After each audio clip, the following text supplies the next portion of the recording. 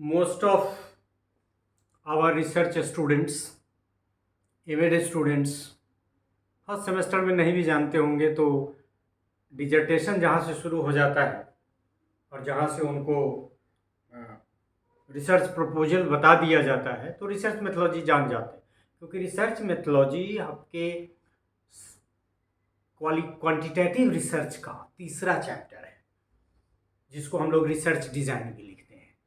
और वो यदि आप याद करें तो उसमें आपको बताया गया होगा कि उसमें मेथड लिखना है, टूल के बारे में लिखना है, टेक्निक्स के बारे में लिखना है, डाटा कलेक्शन के बारे में लिखना है, सैम्पलिंग टेक्निक के बारे में लिखना है। तो इट इज़ रिगार्डिंग मेथडोलॉजी, मतलब मेथडोलॉजी जो है वो मेथड से, सैम्पलिंग से, टूल एंड टेक्निक्स से, डाटा एनालिसिस आदि के डिस्कशन वगैरह से कि कैसे डाटा का एनालिसिस वगैरह होगा से संबंधित है।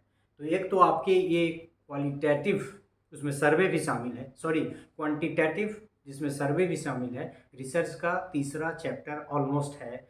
वहीं जब कोई आप खास के क्वांटिटेटिव रिसर्च पेपर लिख रहे हैं तो उसमें भी आपको रिसर्च मेथडोलॉजी लिखना है, और वो रिसर्च मेथडोलॉजी में ऊपर बड़े सब हेड में छोटा छोटा सब हेड होगा, जिसमें आपको सैम्पलिंग टेक्निक की जानकारी देनी है, जिसमें आपको मेथड्स जो स्टडी है, जिससे सर्वे मेथड है या एक्सपेरिमेंटल मेथड है या फिर इथनोग्राफिक है, इसकी ये करना है। हालांकि वो चला गया क्वालिटेटिव। हमने जोर इसलिए दिया कि क्वालिटेटिव रिसर्च में भी मेथडोलॉजी, ऐसा नहीं है कि मेथड नहीं है, फेनोमेनोलॉजी एक मेथड है, उसकी भी चर्चा करनी है, लेकिन उनका फिक्स चैप्टर नहीं है, वो अलग अलग करते हैं। तो शुरू में भी हमने आपको बताया था कि जब भी हम मेथोलॉजी की बात करते हैं तो प्रोसेस की बात करते हैं।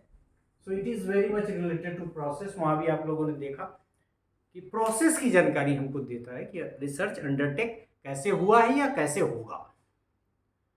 तो इसके बारे में आप उन दो टर्म की तुलना में वो दो, ओंटोलॉजी और epistemology as an element of research paradigm की तुलना में ज़्यादा जानते हैं, इसलिए इस पर ज़्यादा बताने की ज़रूरत नहीं है, यद्यपि हमने बहुत सारा खोल के आपके सामने रखा। सो research methodology tells about the outline of the conduction of the research, कैसे कंडक्ट होगा, वही प्रोसेस की तरफ है। It includes the process of data collection and analysis, मतलब डाटा कलेक्शन कैसे होगा इसकी भी चर्चा उसमें है और एनालिसिस की भी चर्चा है।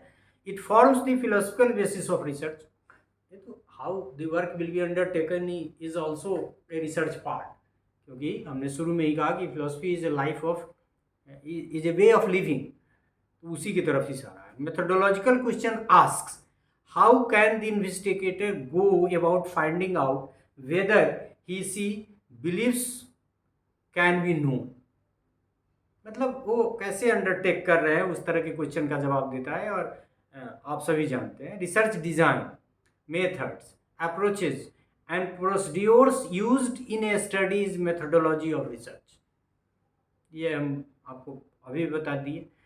Data gathering, use of research tool, data analysis and many other research related aspects are the integral element of research methodology, मतलब रिसर्च पैराडाइम का एक एलिमेंट रिसर्च मेथोडोलॉजी, और रिसर्च मेथोडोलॉजी के एलिमेंट्स में टूल है, डाटा एनालिसिस है, और इस तरह के बहुत सारे एलिमेंट्स है। It is in a simple language, वहाँ भी सिंपल लैंग्वेज में हमने कहा था, in a simple language it is the road map of the process of undertaking research work, जो भी आपने रिसर्च वर्क अंडरटेक किया है उसका रोड मैप कि वो कैसे, प्रोसेस क्या होगा, किस रास्ते से रिसर्च आपका जाएगा। So this is all about this part research methodology. और हम समझते हैं कि ये तो आप पहले से ही समझते हैं, फिर भी as an element of research paradigm it is very important. So thank you for the part.